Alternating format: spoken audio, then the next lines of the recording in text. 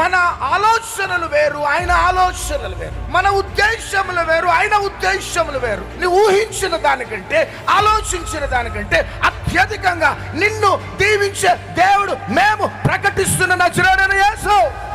సమరయాసునికి నిరీక్షణ లేదు, కానీ ఒక్క విజిట్, ఒక్క మెసేజ్ తన లైఫ్ నే మార్చేసింది.